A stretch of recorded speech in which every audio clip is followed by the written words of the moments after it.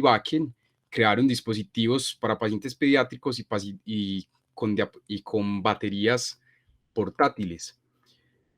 Y en esa misma década, llegando a los años 60, el doctor Zenin, Elkins y Larson crearon dispositivos implantables similares a los que conocemos hoy en día, hasta los dispositivos que no han cambiado mucho desde la década de los 2000, que son los dispositivos cardíacos implantables, que pesan aproximadamente 25 a 30 gramos.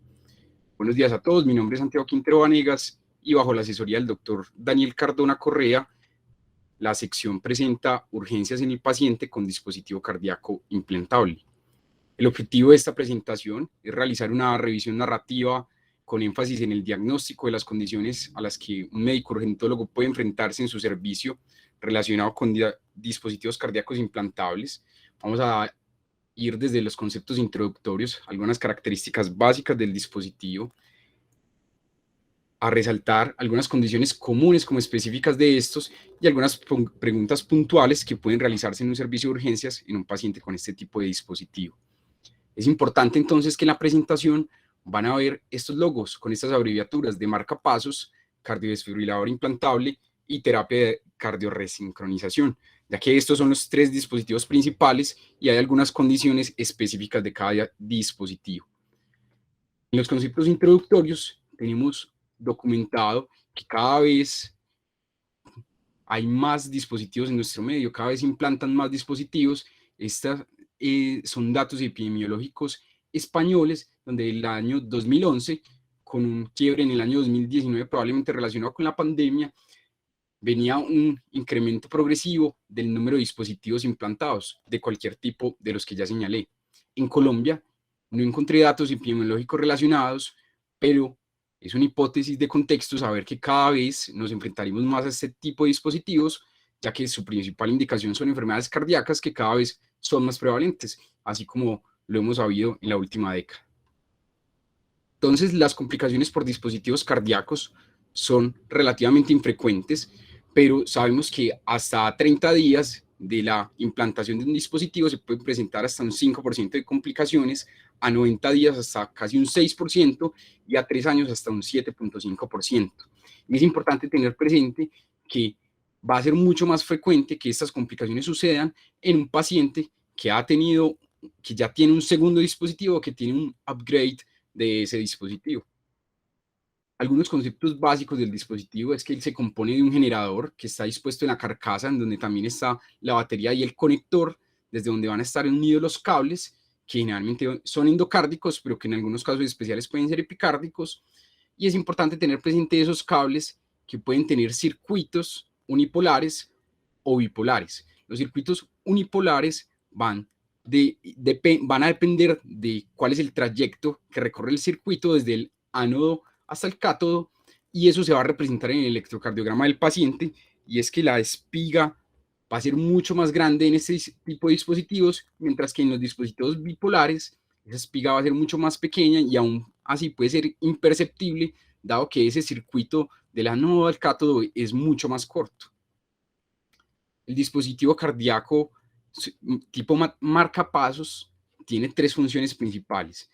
Y esto es importante porque estos términos los voy a usar durante la presentación, pero deseo que les queden claros en este momento. El primero es el de la detección, que la detección es la capacidad que tiene el dispositivo de percibir y detectar la actividad eléctrica intrínseca del paciente. El estímulo eléctrico, que es esa función del suministro del impulso, que va a ir hasta al miocardio para tratar de capturarlo, y capturarlo es lograr la despolarización miocárdica. Hay otros términos importantes como el término de salida, el término de umbral de captura y el término de impedancia. Conocemos entonces genéricamente este código de nomenclatura que está hecho por la Sociedad de Electrofisiología Norteamericana, UNASPE, y por los británicos, donde ellos asignan una secuencia de letras respecto a las funciones del tipo de dispositivo que tiene el paciente, donde la primera letra va a corresponder a cuál es la cámara que es estimulada. En la presentación no voy a usar la palabra sensar, ya que sensar en el idioma español tiene otro significado diferente. 2, que es la cámara detectada, sensada, según algunos autores. 3, la respuesta, que va a hacer el dispositivo al estímulo que acaba de detectar. 4, la modulación de la frecuencia. Y quinto, algunos dispositivos conectados que también tienen función de CDI, la función de antitaquicardia. Entonces, generalmente los dispositivos más comunes en nuestro medio van a ser dispositivos BBI o dispositivos AI, que generalmente son dispositivos unicamerales. Por ejemplo, el dispositivo BBI es el que se usa, por ejemplo, en los pacientes que tienen FA con respuesta ventricular lenta. Y los dispositivos también más comunes son los DDD, que son dispositivos que se van a inhibir de acuerdo a la respuesta de la frecuencia cardíaca que está programado el dispositivo. Entonces, el enfoque para el médico urgentólogo de este tipo de urgencias es, primero, preguntarse, ¿realmente está asociada la urgencia de mi paciente, el cuadro clínico, con el dispositivo cardíaco? Lo primero, entonces, que voy a hacer después de hacerme esa pregunta básica es saber identificar el dispositivo. Entonces, yo tengo que preguntarle al paciente si trae la tarjeta del dispositivo, que idealmente siempre la debe tener a la mano, si cuándo fue su última revisión por el electrofisiólogo, si tiene la historia clínica, cuál fue la indicación original por la que se lo pusieron, cuáles eran los síntomas que sentía el paciente antes de que le pusieran ese dispositivo, y sería bueno correlacionar si esos síntomas el día que llega el paciente a urgencias son similares a los que tenía previo al implante. Segundo, en el enfoque entonces voy a usar ayudas diagnósticas básicas como es la radiografía simple y el electrocardiograma, y me voy a enfrentar a grosso modo a estos patrones clínicos, que son condiciones comunes que son desafiantes a la hora de diagnosticarse en el paciente con dispositivo, o condiciones específicas que generalmente son de origen funcional o relacionadas con el procedimiento de la implantación. Ahora bien, entonces, distractor o culpable, y es que un paciente con marcapasos puede generar una mirada tunelizada de la interpretación compleja de su electrocardiograma y olvidar, por ejemplo, que el paciente realmente viene porque tiene una fascitis necrosante o porque tiene una neumonía, y no necesariamente el hecho de tener un dispositivo cardíaco debe fijar la mirada hacia el dispositivo. Ahora bien, la radiografía de tórax. Entonces es importante identificar qué tipo de dispositivo tiene mi paciente. Entonces, idealmente uno siempre debería tener una radiografía posterior, anterior y lateral, donde yo localice el generador o la carcasa del dispositivo, identifique a partir de la carcasa los cables que tiene el paciente, observando todo su recorrido, la integridad de estos, identificar hacia qué cámaras cardíacas están implantados los dispositivos. Y es importante, por ejemplo, en un dispositivo bicameral tipo marcapasos, que yo identifique que el electrodo que va hacia el atrio derecho tenga esta forma de J que se va como hacia el apéndice auricular, que esto me habla de que está normoposicionado. También es importante observar que estos electrodos no sobrepasen la silueta cardíaca. También entonces el paciente no puede tener necesariamente un marcapasos, así él lo llame así, sino que también tiene un marcapasos con CRT o un cardioresincronizador. Entonces generalmente estos dispositivos tienen electrodos bicamerales o tricamerales, pero la característica importante semiológica, radiológica, es que va a haber un electrodo, generalmente es el tercer electrodo, que está hacia el seno coronario, que se va hacia la pared lateral del ventrículo izquierdo. O el paciente puede tener un CDI o puede tener un dispositivo combinado con CDI, donde yo debo identificar que generalmente está ubicado en el electrodo hacia el ventrículo derecho, la bobina o el coil, que es, digamos, el que tiene la función de desfibrilación. Ahora bien, el electrocardiograma es una habilidad retadora para todos, y este es el resultado de una investigación de casi 160 médicos, entre ellos residentes y médicos generales, realizado en España, en donde comparaban diagnósticos electrocardiográficos por cardiólogo versus no cardiólogo, y ellos obtuvieron que solamente un 10% de los no cardiólogos hicieron un diagnóstico correcto.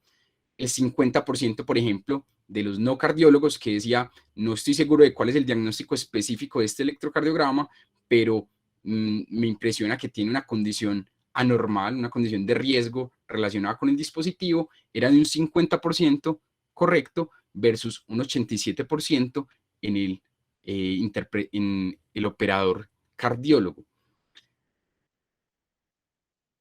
Sin embargo, hay unos conceptos básicos que todos deberíamos conocer. El primero es entonces en el electrocardiograma de un paciente con marcapasos, identificar la estimulación, que esa estimulación puede ser atrial o puede ser ventricular, donde la estimulación yo la voy a observar como una espiga, como esa línea vertical que va a estar antes ya de las ondas de despolarización, ya sea de una onda P o en el caso de una estimulación ventricular antes de un complejo QRS, que esa estimulación puede ser constante o continua, por ejemplo, como en la imagen superior donde hay una espiga antes de cada onda P, o en la imagen de la parte inferior donde es intermitente y hay una espiga antes de un complejo QRS que se ensancha, luego hay un QRS con un QR, perdón, luego hay un QRS sin espiga con un QRS estrecho y luego hay otros complejos seguidos de espiga. La estimulación ventricular es importante diferenciar lo que llamamos latidos de fusión y latidos de pseudofusión. Los latidos de fusión son espigas que quedan justo al inicio del complejo QRS porque es casi que sincrónica la despolarización intrínseca del paciente de su miocardio y la estimulación del dispositivo. Mientras que la pseudofusión es que ese latido ya se produjo intrínseco del paciente y luego cayó la espiga. Probablemente el principal factor diferenciador va a ser la morfología del QRS, en donde va a estar ensanchado, típico de bloqueo de rama izquierda en el latido de fusión, y va a estar intrínseco como lo tiene intrínsecamente el paciente en el latido de pseudofusión. Es importante entonces saber que no siempre, cuando yo tomo un electrocardiograma de un paciente, debe tener espiga, sobre todo cuando tomo un electrocardiograma sin imán. Por ejemplo, este electrocardiograma es un electrocardiograma normal de un paciente con marcapasos y es porque la presencia de la espiga va a depender de la frecuencia de estimulación a la que esté programado el dispositivo, que generalmente es un rango aproximadamente entre 60 a 130 latidos por minuto, donde si la frecuencia del ritmo intrínseco del paciente se sale de ese intervalo, el paciente va a ser estimulado por el dispositivo. También es importante en el electrocardiograma del marcapasos saber, como sabemos comúnmente, que por la ubicación del electrodo en el ventrículo derecho en el tracto de salida va a tener una morfología de bloqueo de rama izquierda con un predominio de QRS negativo en la cara inferior. Y en el electrocardiograma del marcapasos, entonces históricamente sabemos la asociación y la interpretación con el imán. El imán entonces lo que va a hacer es que va a funcionar como un interruptor de lengüetas metálicas, aunque hay diferentes mecanismos según la marca del dispositivo, de lo que va a hacer el imán es que va a cerrar esas tiras metálicas, va a hacer que se contacten para generar cambios repentinos en la capacidad de detección del dispositivo. Y eso va a generar unos cambios electrocardiográficos que ya vamos a ver. Pero también es importante tener presente que hay dispositivos que pueden, según la programación previa o el tipo de dispositivo, pueden tener una respuesta diferente con el uso del imán. Así como pueden estar programados para no tener respuesta o por que se está perdiendo la calidad del dispositivo, puede que esas lengüetas no se contacten, puede usarse, por ejemplo, para almacenar intervalos específicos del trazado del electrograma o, por ejemplo, hay dispositivos que pueden estar programados para que el efecto del imán persista después de que se usó por única vez, a pesar de que se retire. Entonces, cuando se usa un imán en un paciente con marcapasos, lo que va a hacer el marcapasos es que como va a apagar de cierta forma transitoriamente esa función de detección del dispositivo y va a hacer que este marcapasos dispare asincrónicamente a la frecuencia cardíaca específica del fabricante, que también algunos autores llaman frecuencia magnética, que va a variar según el tipo de fabricante de la marca pues, que tenga el paciente. Entonces, por ejemplo, para la marca Medtronic, cuando yo uso el imán, el paciente va a quedar con su espiga de estimulación, con la captura correspondiente, según el tipo de dispositivo que tenga el paciente, y va a quedar una frecuencia cardíaca específica de ese dispositivo. Sin embargo, un aspecto que hay que tener presente es que a veces los pacientes no tienen respuesta al imán. Entonces ahí será importante hacer una lista de chequeo para verificar que sí estoy poniendo correctamente el imán, o a veces puede suceder que pacientes con un panículo adiposo muy abundante o por una batería casi que agotada, no hay la más mínima respuesta al imán. Ahora bien, el electrocardiograma del cardioresincronizador va, va a ser necesario interpretarlo esencialmente con un electrocardiograma previo a la implantación de ese paciente. Entonces, por ejemplo, este es un electrocardiograma del mismo paciente, este era antes de la implantación y este después. Aquí en el que es después se acorta el complejo QRS que trae al paciente casi 174 latidos por minuto a casi 150 milisegundos. El intervalo PR se acorta y la morfología del bloqueo, la morfología de un bloqueo de rama izquierda típica previo que por ejemplo tenía este paciente cambió a una morfología de bloqueo de rama derecha, sobre todo con el cardiorresíncrono. Y también, como el paciente va a tener dos electrodos bicamerales ventriculares, se puede observar, según qué tan cercana es esa sincronía y según el tipo de programación, una doble espiga de estimulación que corresponde a un electrodo de cada ventrículo.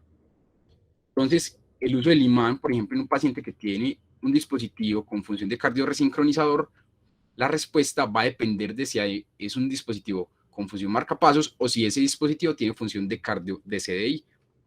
Entonces, si tiene una función de marcapasos, podemos encontrar hallazgos similares a los que les acabo de presentar.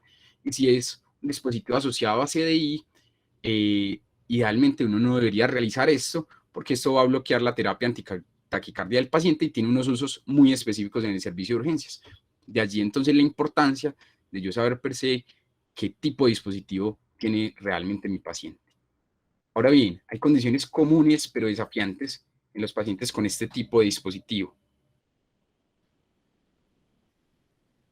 Y es, por ejemplo, que una de las principales causas de encontrar hallazgos anormales en el electrocardiograma de estos pacientes es los trastornos hidroelectrolíticos y principalmente la hipercalemia. La hipercalemia puede dar patrones de, por ejemplo, de discordancia con un ST elevado o deprimido de forma significativa, o puede similar un patrón sinusoidal que uno puede dejarlo confundido de si el paciente tiene una TB o no. Y esencialmente entonces va a ser diagnóstico por laboratorio y el tratamiento va a ser relacionado con la reprogramación del dispositivo, pero principalmente con las medidas antihipercalémicas convencionales. Otro escenario desafiante es el paciente con síndrome coronario agudo y dispositivo. Según esta serie de casi 28.000 pacientes, es un registro de casi 10 años de los suizos, ellos encontraron que los pacientes con dispositivo, al parecer, la prevalencia de síndrome coronario agudo era similar, que probablemente el paciente con dispositivo van a ser pacientes con mayor carga comorbida cardiovascular. La mortalidad en estos pacientes era casi 3 veces a la del paciente sin dispositivo. Y generalmente la presentación del síndrome coronario agudo en estos pacientes es, por ejemplo, un KILIP 3 o un KILIP 4 mucho más común que el paciente sin el dispositivo. Conocemos entonces los criterios de la doctora Elena Esgarbosa, que ella también tiene series de casos relacionados pues, del registro Gusto con pacientes que tienen no solamente que tienen la morfología del bloqueo de rama izquierda, pero relacionado al marcapasos. La guía europea entonces de elevación con ST hace sin omitir un grado de recomendación, aconsejan usar los criterios de Esgarbosa clásicos, considerar que si un paciente no es tan dependiente del dispositivo, que se podría reprogramar para yo observar los hallazgos sin que lo estimule el dispositivo. Y ellos también en un párrafo dicen que si el paciente tiene una presentación clínica altamente compatible con un síndrome coronario agudo, debería tratarse como se trata convencionalmente. También hay una serie de pacientes con marcapasos en donde evaluaron los criterios convencionales de Esgarbosa versus los criterios de Esgarbosa modificados o de Smith. Esta es una serie de casos y controles de casi 142 pacientes multicéntrica, donde encontraron que la sensibilidad también en este tipo de pacientes aumentaba casi un 20%, con una reducción de casi un 5 al 7% de la especificidad para diagnosticar un síndrome coronario agudo en un paciente con este tipo de dispositivos. Todavía no hay, por ejemplo, estudios relacionados con el algoritmo de Barcelona, aunque se cuestiona qué tan útiles serían. En el paciente que tiene un cardioresincronizador, va a ser mucho más complejo diagnosticar electrocardiográficamente en un patrón de síndrome coronario agudo. Solamente hay escasos comentarios de autores que hablan que también podrían implementarse los criterios de Esgarbosa clásicos como los Esgarbosa modificados, y es por ejemplo este estudio que les acabo de presentar de casos sin controles, cuando uno va a mirar qué pacientes tenían dispositivos biventriculares, eran casi el 20%, y en otra revisión de expertos aconsejan que esencialmente yo debería buscar la elevación del ST independiente de la cara sospechosa del síndrome coronario agudo en B1 o B2. Existen entonces unas condiciones específicas del dispositivo, entre ellas, entonces las más comunes van a ser las relacionadas con el síndrome por marcapasos, que tiene una incidencia del 1 al 20%, probablemente en descenso en los últimos años por los tipos de dispositivos que ahora se implantan, la necesidad de reintervención del cable por algún tipo de fallo y la infección después de 12 meses de la implantación.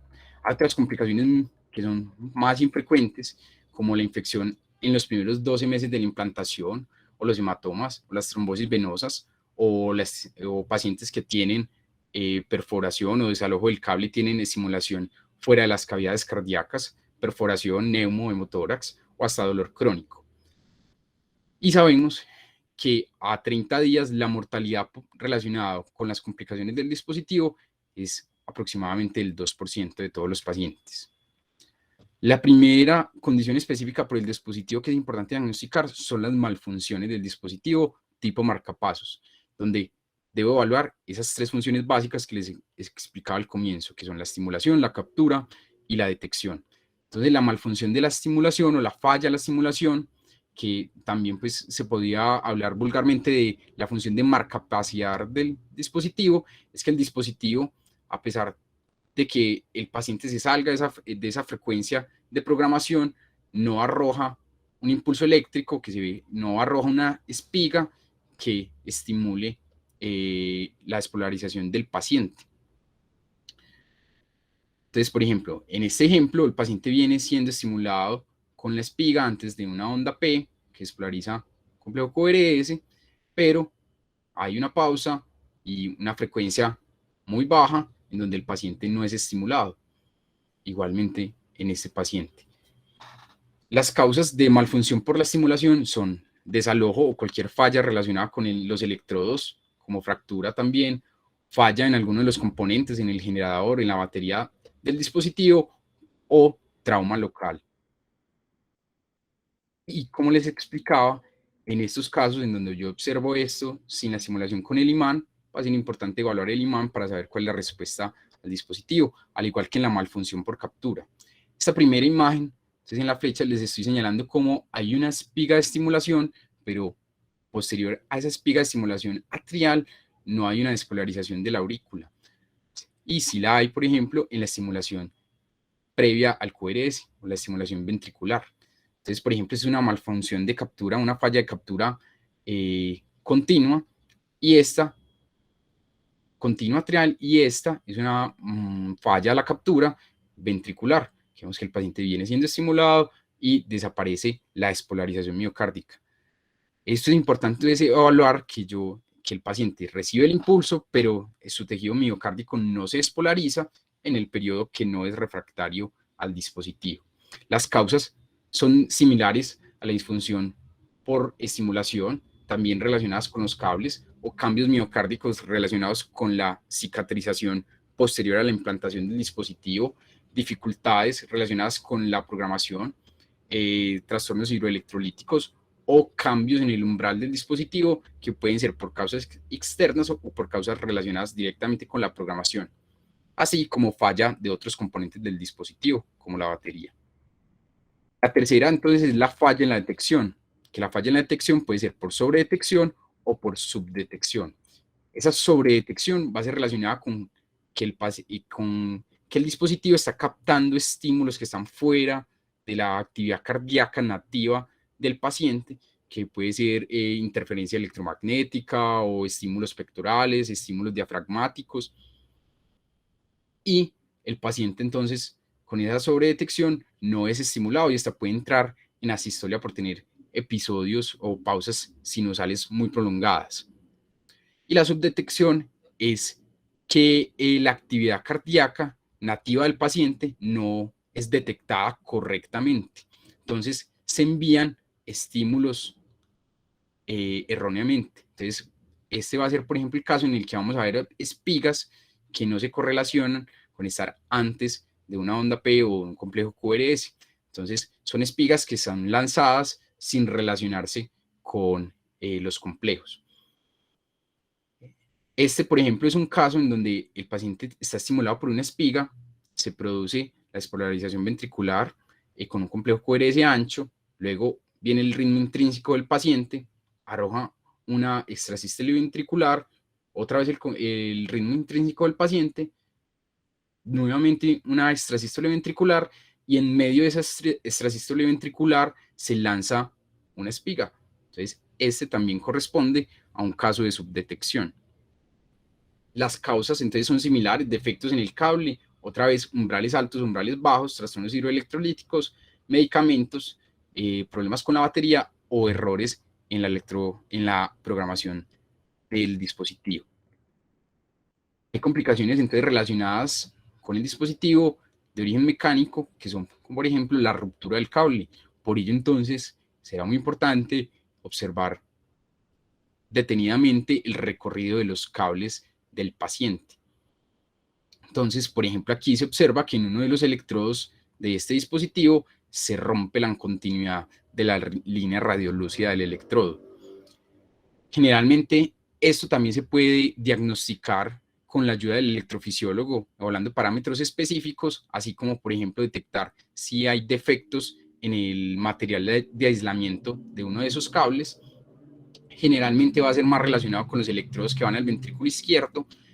Y también, por ejemplo, en este tipo de complicaciones está descrita la ruptura, el síndrome de aplastamiento por la subclavia, que se ve en la radiografía, más o menos a nivel de sobre la clavícula, que hay una distorsión o hay una pérdida de la continuidad del electrodo relacionado con la fricción que se produce del cable entre la primera costilla y la clavícula del paciente. Y esto pues puede desencadenar malfunción del dispositivo, y también está descrito tromboembolia pulmonar relacionado a este tipo de complicaciones. Síndrome de Twiller, que es una rotación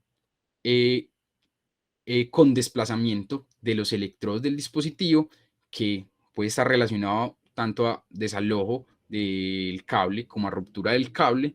Generalmente ocurre por la manipulación, ya sea relacionado con un trauma o con la propia manipulación del paciente sobre la piel en donde tiene implantado el dispositivo. El desalojo del cable, entonces por eso les contaba al inicio que es importante observar en la radiografía hasta dónde van los electrodos y cómo van más allá de la silueta cardíaca. Entonces, en estos casos, entonces yo voy a solicitar ayudas diagnósticas adicionales, como por ejemplo este paciente que tiene una perforación del electrodo que va al ventrículo derecho, confirmado por tomografía, que entonces la estimulación que está, por ejemplo, realizando este cable probablemente va a desencadenar al paciente síntomas inespecíficos repentinos, como por ejemplo sentir que está siendo estimulado en el pectoral, o por ejemplo ese paciente siendo estimulado en el diafragma, que puede llegar con un hiporefractario. Ese desalojo de los cables puede desencadenar complicaciones como perforaciones. Este, por ejemplo, es una radiografía de un paciente en donde el electrodo que va hacia la aurícula derecha está más allá de la silueta, y confirmado por diagnóstico tomográfico, hay una perforación auricular que desencadena un derrame pericárdico y que puede terminar en un taponamiento cardíaco. A pesar de que estas complicaciones son principalmente en el periodo posoperatorio, probablemente fuera del servicio de urgencias, el paciente pueden darle egreso hospitalario, y hasta el 25% de esos pacientes puede llegar a 30 días con una complicación relacionada por perforación o desalojo. Este, por ejemplo, es un caso reportado donde uso del POCUS que es un paciente diferente a este, tiene una ruptura con derrame del electrodo que va hacia el ventrículo derecho. La condición es la taquicardia mediada por marcapasos, que se corresponde a una taquiarritmia por reentrada, donde el marcapasos va a funcionar como ese circuito de reentrada de la taquiarritmia. Generalmente solamente ocurre en dispositivos que son bicamerales. Es un paciente que se va a presentar esencialmente con clínica de falla cardíaca o con palpitaciones. En el electrocardiograma se va a observar una taquiarritmia de complejos QRS anchos regulares. Puede observarse ondas P retrógradas. Es importante que antes de cada complejo QRS se vea la espiga, por lo menos en una de las derivadas, como por ejemplo aquí se ven de 2, y es un diagnóstico esencialmente clínico porque, por ejemplo, diferenciar esta taquiarritmia mediada por marcapasos de una taquicardia sinusal es un diagnóstico retador. Es importante tener presente que esta taquiarritmia puede controlarse con el uso del imán. Generalmente el uso de medicamentos tipo adenosina es controversial, pero lo más importante, después del uso del imán, va a hacer que el paciente obtenga una reprogramación de su dispositivo por el equipo de electrofisiología. De las complicaciones específicas que les he mencionado previamente, surge este estudio realizado por españoles en el año 2020, en donde ellos toman una serie de electrocardiogramas interpretados por personal cardiólogo como no cardiólogo.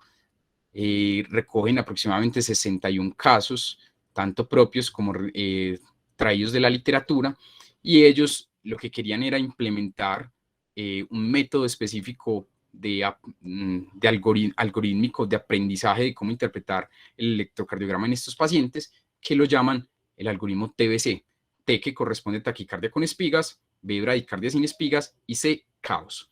Entonces, corresponde a taquicardia con espigas en un patrón similar a taquiarritmia mediada por marcapasos, como les acabo de mostrar; una bradicardia sin espigas, como por ejemplo un paciente que tiene malfunción de la estimulación o de la detección; o un caos, por ejemplo, también podría corresponder a un paciente que tenga una malfunción relacionada con subdetección del dispositivo. Este estudio es un estudio único, no tiene estudios de validación externa, no tiene estudios adicionales donde usemos este algoritmo todavía, desafortunadamente, pero los autores del estudio primario hablan que obtuvieron una sensibilidad del 86%, una especificidad del 94%, y hasta ellos hablan de un valor predictivo negativo del 93%. Sin embargo, es un algoritmo que se debe usar con precaución, a pesar de ser un algoritmo simple y fácil de recordar, en que hay que considerar que el paciente no tenga dispositivos para disfunciones atriales, y tener presente que esto no va a ser para todo tipo de dispositivos. Hay dispositivos excluidos, como por ejemplo los dispositivos programados en el modo VO, y también hay que tener presente que hay varias malfunciones de los dispositivos que no tienen manifestaciones electrocardiográficas. Por tanto, este algoritmo no va a ser útil, y aún así el paciente va a requerir valoración por electrofisiología. Ellos proponen entonces que, por ejemplo, el paciente que tiene el criterio 1 de la T sean valorados de forma prioritaria, y que los pacientes con el criterio 2 o 3 sean valorados de forma urgente en el servicio de urgencias por electrofisiología.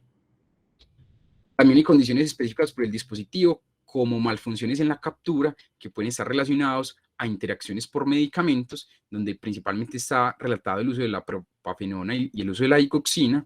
También tener presente que el paciente puede manifestarse con un QT prolongado, y para ello los invito a visualizar una charla en Teleeducación relacionada con la interpretación del QT en condiciones especiales. Y también hay condiciones metabólicas que pueden aumentar el umbral de estimulación del dispositivo y generar fallas en la captura, tanto en CDI para descarga eléctrica como en los dispositivos tipo marcapasos. Y son, por ejemplo, condiciones metabólicas como hiperglicemia o pacientes con hipoxemia marcada, acidosis profunda, hipercapnia grave, etc. Otra condición específica es el síndrome de marcapasos, que es esencialmente un diagnóstico clínico que puede tener algunos hallazgos electrocardiográficos, como la sincronía atrioventricular vista directamente en el marcapaso, en donde los estímulos auriculares van por un lado y los estímulos ventriculares por el otro. No hay unos criterios, no hay un consenso en la literatura respecto a cómo se diagnostica. Generalmente está descrito en dispositivos unicamerales, por lo que cada vez es más infrecuente, por lo que cada vez se implantan menos estos tipos de dispositivos. En una de las revisiones se propone usar los criterios expuestos en el ensayo MOST, que es que debe cumplir una característica de estos dos criterios. Generalmente el síndrome de marcapasos está relacionado a la sincronía biventricular, que puede generar síntomas generalmente relacionados de falla cardíaca. Generalmente es un diagnóstico de exclusión después de haber descartado interacciones por medicamentos, fallas en los electrodos o que el paciente esté teniendo cualquier otro tipo de arritmia. El tratamiento entonces se va a basar en la reprogramación, en la upgrade del dispositivo de un dispositivo unicameral a bicameral y en la optimización del manejo médico de la falla cardíaca del paciente. Hay otra condición específica que podemos detectar en el servicio de urgencias y es un paciente que tiene un dispositivo tipo marcapasos que no observamos una morfología de bloqueo de rama izquierda, sino una morfología de bloqueo de rama derecha.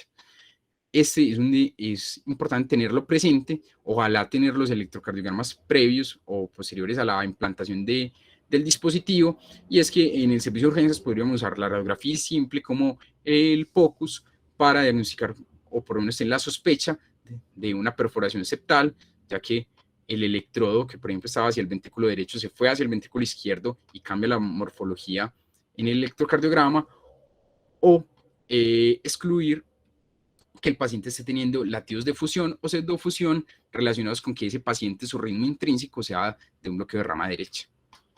La trombosis venosa relacionada con el dispositivo, como les comentaba al inicio, puede ser hasta el 7% de los pacientes, puede ser, generalmente se manifiesta después de los primeros 90 días de la implantación. Se van a presentar con signos clínicos característicos de los pacientes con TBP o simplemente dolor o sensación de pesadez en la extremidad ipsilateral hacia donde está implantado el dispositivo. Es importante entonces anotar en esta condición que el uso de ultrasonografía para diagnosticarla tiene mal rendimiento y hasta se pueden pasar hasta el 30% de las trombosis venosas relacionadas, y el método diagnóstico ideal es la venografía. Estos pacientes entonces se van a beneficiar de anticoagulación y algunos de terapia directa. Los hematomas son de las complicaciones más frecuentes y eso es importante porque estos pacientes pueden llegar a urgencias. La gran mayoría, hasta el 95% de ellos, se van a manifestar con edema o un edema tenso sobre el sitio de la inserción. Es mucho más común en pacientes anticoagulados, pero rara vez los pacientes que tienen colecciones hemáticas extensas o que son muy dolorosas pueden llegar a requerir manejo quirúrgico. Es importante tener presente el hecho de que el paciente haya presentado un hematoma relacionado con la implantación, porque puede aumentar, y esto es el resultado de metaanálisis, puede aumentar hasta el 10%, 10 veces, perdón, la probabilidad de que el paciente tenga una infección relacionada con el dispositivo, que es la complicación que sigue a continuación. La implantación, entonces, tiene una incidencia de 1.9 por cada 1000 dispositivos implantados por año. Si es un dispositivo reimplantado, va a ser mucho más incidente. La mortalidad puede ser hasta del 35%. Y en nuestro medio hay una serie de casos de la doctora Rosso de la Fundación Valle de Lili, que en aproximadamente un decenio, ella presenta 22 pacientes. La mayoría de ellos tuvieron un aislamiento en aquellos por bacteriemia de estafilococo coagulasa negativo, en los que tenían infecciones relacionadas con el bolsillo, no tuvieron en la mayoría aislamiento, pero le seguía el estafilococo aureus y ellos tuvieron una mortalidad similar a lo que está reportado en la literatura, de aproximadamente un 22%. Entonces, la infección relacionada con dispositivo puede ser local o puede ser sistémica, puede ser una endocarditis valvular, una endocarditis relacionada con vegetaciones en los cables, en los electrodos del dispositivo, puede ser una infección del bolsillo con o sin bacteriemia. La clínica entonces va a ser de un paciente como cualquier otro, con un foco infeccioso que tiene síntomas y signos inflamatorios locales en la región sobre la inserción del dispositivo, que puede tener extrusiones de los cables también fácilmente visualizados al examen físico, o puede tener hasta erosión del generador y uno observar que se pierde la integridad de la piel y se empieza a observar la carcasa del dispositivo. Los signos clínicos, entonces, es importante buscarlos porque su rendimiento es entre leve a moderado. Es importante entonces preguntarse si un paciente tiene infección relacionada con el dispositivo, si yo no encuentro un foco claramente, o si le sospecho que tiene un foco en otra región corporal relacionado con gérmenes gram positivos. Va a ser mucho más frecuente en pacientes que tuvieron infecciones previas relacionadas con el dispositivo. Los aislamientos microbiológicos son de bajo rendimiento, sobre todo en pacientes con endocarditis relacionada con CDI. Y de las primeras conductas en el servicio de urgencias, la guía europea del 2020 aconseja que la primera imagen y la imagen de elección inicial de estos pacientes es una ecocardiografía transtorácica y no transesofágica, y que debo solicitarle 3 sets de hemocultivos. El control del foco infeccioso entonces va a depender del tamaño de las vegetaciones que se le encuentren al paciente, de la edad del paciente, cuánto tiempo lleva el dispositivo, qué tipo de dispositivo tiene, etcétera. Y el antibiótico idealmente pues debería empezarse dirigido al aislamiento microbiológico, o si se va a realizar de forma empírica, utilizar cubrimiento para gérmenes MRSA. Con el POCUS en el servicio de urgencias podríamos detectar vegetaciones, ya sea de origen valvular o como la que está en la imagen, relacionada con un electrodo en ventrículo derecho. Otra de las complicaciones específicas relacionadas con dispositivo, que es propia de los dispositivos con función de CDI, es la tormenta eléctrica, que es mucho más frecuente en pacientes que tienen implantado un CDI por indicación de prevención de muerte súbita secundaria. Generalmente ocurre a los 5 meses de la implantación del dispositivo, y el consenso de la literatura es que se define como 3 o más episodios de fibrilación ventricular o una taquicardia ventricular sostenida en un periodo de 24 horas separadas por 5 minutos, que requirieron ya sea terapia antitaquicardia o descarga eléctrica de desfibrilación por parte del dispositivo. El tratamiento entonces se va a basar en si inicialmente el paciente está inestable o estable. Inestable, entonces seguir el protocolo del ACLS, y si es estable, debería tomar un electrocardiograma de dosis derivadas e interpretar si el paciente tiene una taquicardia supraventricular y no corresponde a una tormenta eléctrica, o si es un patrón de TB o FB.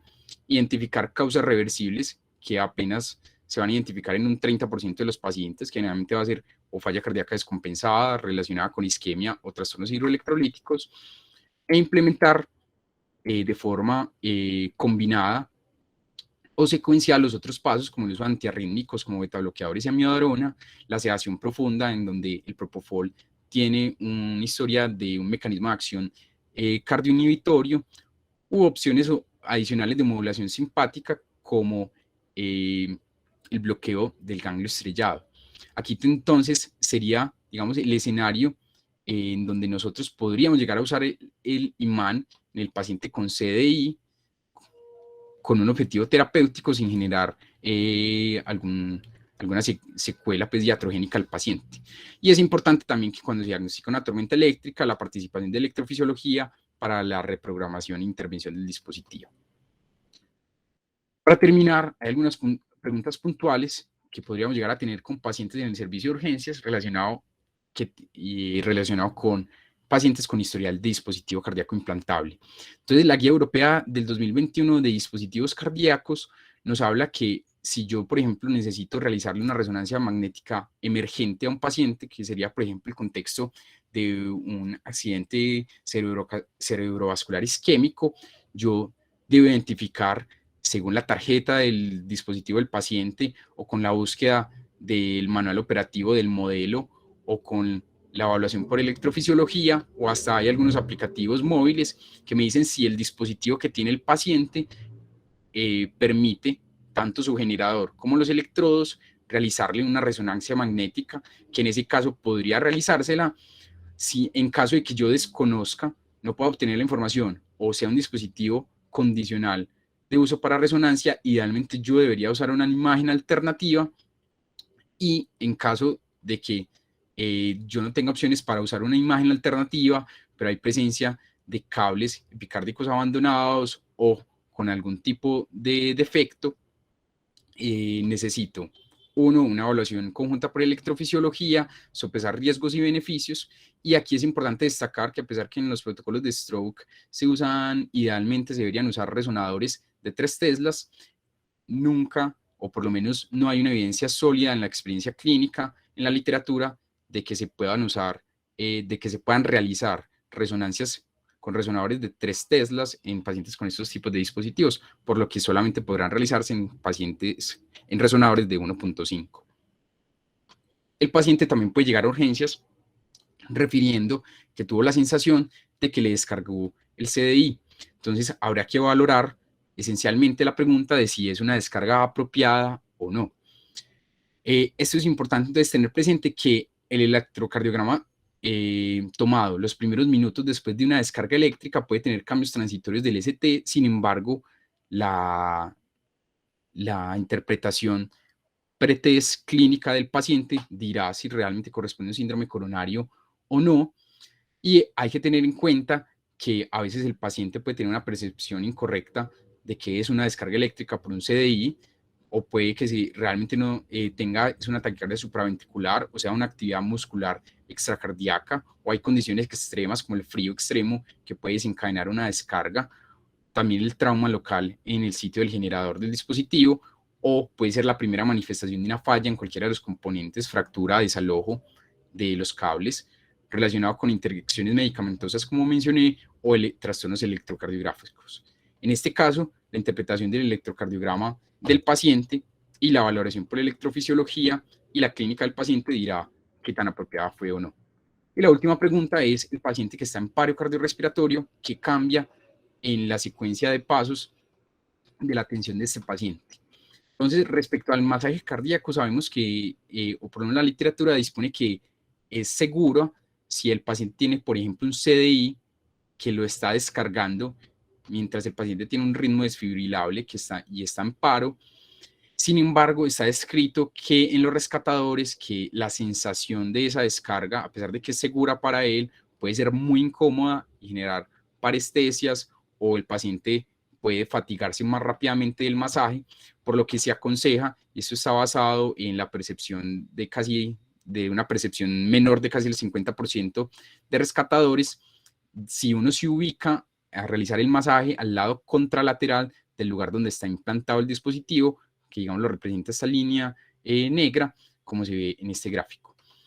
La desfibrilación, si yo voy a realizar una desfibrilación externa en el paciente en paro, idealmente debería realizarla con las palas alejado por lo menos 8 centímetros de donde está el generador, donde está implantados subcutáneo, o usar las palas o parches para hacer una desfibrilación con su ubicación anteroposterior. Y va a ser importante en ese contexto del paciente en paro identificar si el paciente tiene descargas inapropiadas, que está descrito que el masaje cardíaco puede generar malfunciones de, por ejemplo, de sobredetección, y puede desencadenar descargas inapropiadas. Lo que mencioné de las descargas seguras, y este es un contexto donde no hay un consenso, pero podría, por ejemplo, usarse el imán sobre el dispositivo para desactivar la respuesta antitaquicardia o la respuesta de desfibrilación, y yo seguir la secuencia de los pasos de la atención del paro cardiorrespiratorio convencional con la desfibrilación externa al paciente. Aquí también es importante tener presente en la cadena de reanimación, en los cuidados post-paro, que siempre será indispensable interrogar el dispositivo. Y aquí aprovecho para decir que siempre que un CRT o un CDI es expuesto, ya sea de forma errada o por indicación, a un imán, siempre debe ser revalorado por un electrofisiólogo para asegurarse que, sobre todo esa terapia antitaquicardia, siga en el paciente o no haya cambiado pues, los parámetros de la programación. Y también tener presente la extracción de los dispositivos en los pacientes que tienen o en quienes se ha decidido el manejo de cuidados paliativos. En conclusión, entonces estos dispositivos cada vez son más frecuentes en los servicios de urgencias y el primer paso en el esquema mental de la atención de estos pacientes es dilucidar si se comporta como un distractor o como una posible etiología el hecho de que el paciente tenga ese tipo de dispositivos, de también que es necesario usar de ayudas diagnósticas básicas para reconocer qué tipo de dispositivo tiene el paciente y hasta para identificar condiciones específicas de malfuncionamiento. Tener presente que hay escenarios comunes, como el síndrome coronario agudo o los trastornos hidroelectrolíticos, y condiciones específicas que tienen unos hallazgos clínicos y en las ayudas diagnósticas especiales que son importantes para el abordaje inicial de un paciente en el servicio de urgencias. Y que dada la complejidad, esto, por ejemplo, muchas de las características electrocardiográficas que les presenté no son universales. Idealmente, siempre deberíamos contar con el apoyo del equipo de electrofisiología. Muchas gracias. Estoy atento a sus preguntas. Muchas gracias, doctor Santiago. Iniciamos entonces la discusión.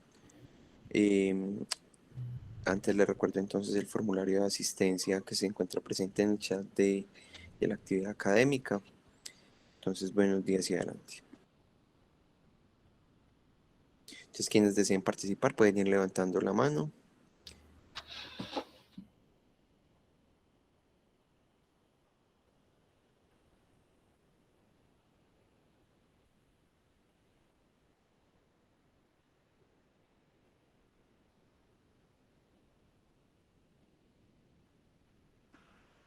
Doctor Cardona, adelante.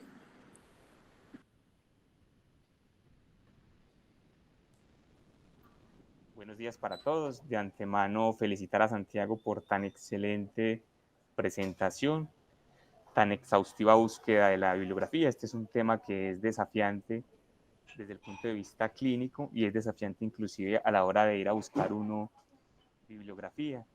No hay un porcentaje importante de textos donde te indiquen qué hacer con estos pacientes desde el servicio de urgencias. Creo que resumió muy bien todos los posibles contextos a los cuales el médico de urgencia se va a ver enfrentado. Resaltó sobre todo la importancia de que todo paciente en quien yo coloco un imán, debo hacer revalorar a ese paciente por electrofisiología para llevar a una nueva reprogramación, porque en ocasiones, dependiendo del dispositivo, luego de la colocación del imán, quedan inhibidas de forma persistente las terapias antitaquicardia, o a veces inclusive en algunos dispositivos, luego de la colocación del imán, vuelven por defecto a la reprogramación de fábrica, o persisten inclusive en un modo asincrónico. Es simple y llanamente felicitar al doctor nuevamente por tan excelente presentación y nada, quedamos pendientes por si hay alguna duda o alguna pregunta. No, profesor Daniel, a usted muchas gracias por la asesoría.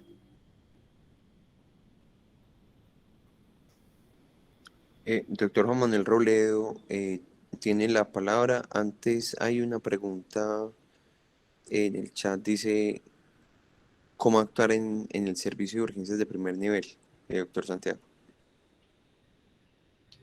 Bueno, en el servicio de urgencias del primer nivel hay muchos elementos clínicos que se pueden tomar desde el interrogatorio de qué tipo de dispositivo tiene el paciente, realmente qué síntomas le corresponden en este momento, qué síntomas le correspondían antes de la implantación. Hay muchos primeros niveles en donde no tienen, por ejemplo, disponibilidad del uso del imán en ese momento.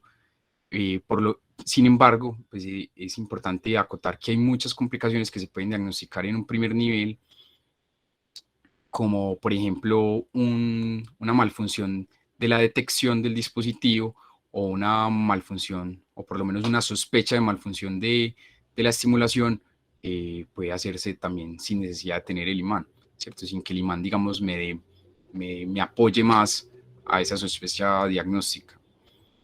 De pronto no sé si el interlocutor pues, que nos pregunta, no sé si de pronto tiene alguna duda puntual en el primer nivel.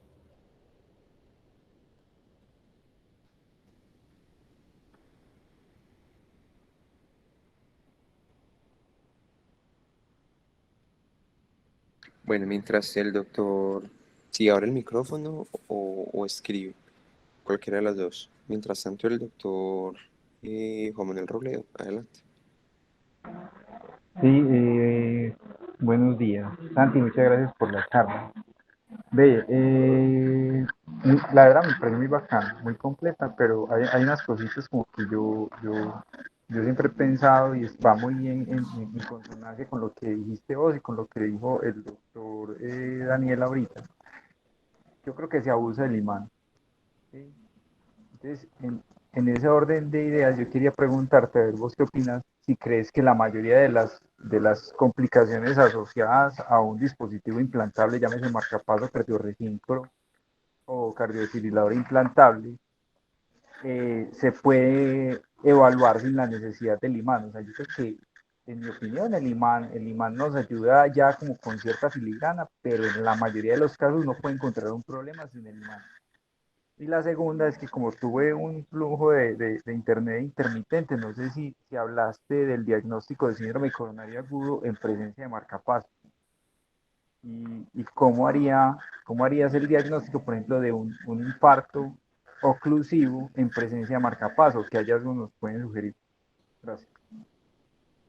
Buenos días, profesor Robledo. Respecto a la primera anotación, sí, totalmente de acuerdo en que, como les presenté, hay muchas malfunciones que no son necesarias, o por lo menos de forma convencional, no es adecuado que yo, independiente de lo que le sospecho de la primera interpretación del electrocardiograma, siempre hacerle un electrocardiograma con imán al paciente con marcapasos. Y respecto a lo segundo, sí, profe, presenté en el contexto de síndrome coronario agudo cuáles son los cambios pues, epidemiológicos de ese contexto, el rendimiento de los criterios de la doctora Elena Esgarbosa, que ya tiene series publicadas y hay incluso series de otros autores que hablan de un rendimiento incluso inferior al patrón de bloqueo de rama izquierdo convencional no relacionado a dispositivo, que hay muchos casos en los que se pierde la capacidad de hacer ese diagnóstico, y cuando han hecho los estudios de casos y controles para hacer el diagnóstico de un infarto oclusivo, se han apoyado con el uso de biomarcador. Entonces esa es como una respuesta todavía por concluir, pero digamos que si yo tengo los criterios de Esgarbosa, me lleno de muchos más elementos para sospechar que el paciente tiene un síndrome con elevación, pero si no los tiene, puedo hacer el uso del biomarcador cardíaco junto con la clínica del paciente para hacer el diagnóstico.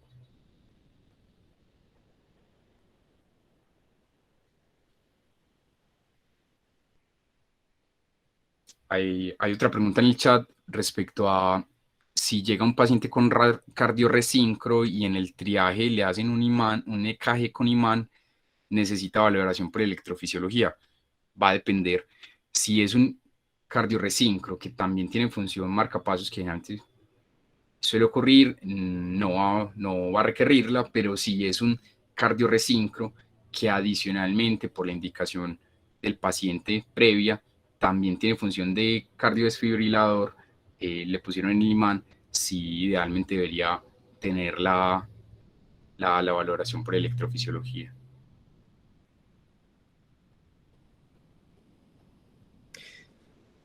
Muy bien, perfecto. Doctor y profesor Jairo Rivera, adelante. Buenos días, Santi, muy buena charla. Hay unas situaciones clínicas en las cuales, digamos, que el marcapaso tiene como, o el CDI, ciertas complicaciones en el ritmo y son los trastornos electrolíticos. ¿Cómo abordar un trastorno electrolítico en el contexto de un paciente con marcapaso, llámese hipocalemia o hipercalemia? Y de antemano, excelente charla. Profe, no, lo primero es que generalmente todas, antes de yo hacer el diagnóstico de que, por ejemplo, el paciente tenga descargas inapropiadas por el CDI, yo debo descartar que tenga otras causas secundarias, medicamentos recientes o dosis máximas que estén alterando el umbral del CDI, o un trastorno hidroelectrolítico generalmente por potasio. O sea, si yo corrijo el trastorno hidroelectrolítico del paciente y desaparece, digamos, el síntoma o el hallazgo electrocardiográfico por el que lo enfoqué inicialmente, digamos que podría hacerse la salvedad según el contexto de no realizar pues intervenciones adicionales. Muy bien. Si hay alguna pregunta u observación adicional, pues el doctor Muñoz aquí dice, es que nos pasa mucho que ven que tiene marcapasos y le hacen los dos electrocardiogramas de una vez. Sí, yo creo que parte del mensaje de la reunión es, antes de hacer este procedimiento, yo creo que lo primero es interrogar al paciente y saber, pues, o tratar de establecer qué tipo de marcapasos tiene. Bueno.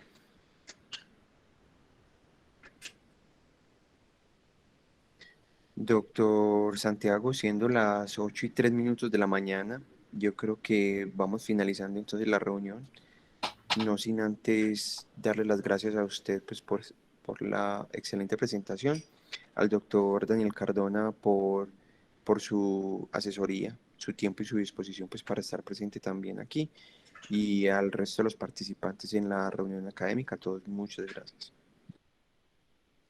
Bueno, muchas gracias a todos, feliz día y de nuevo de antemano muchas gracias al doctor Daniel Cardona por su asesoría.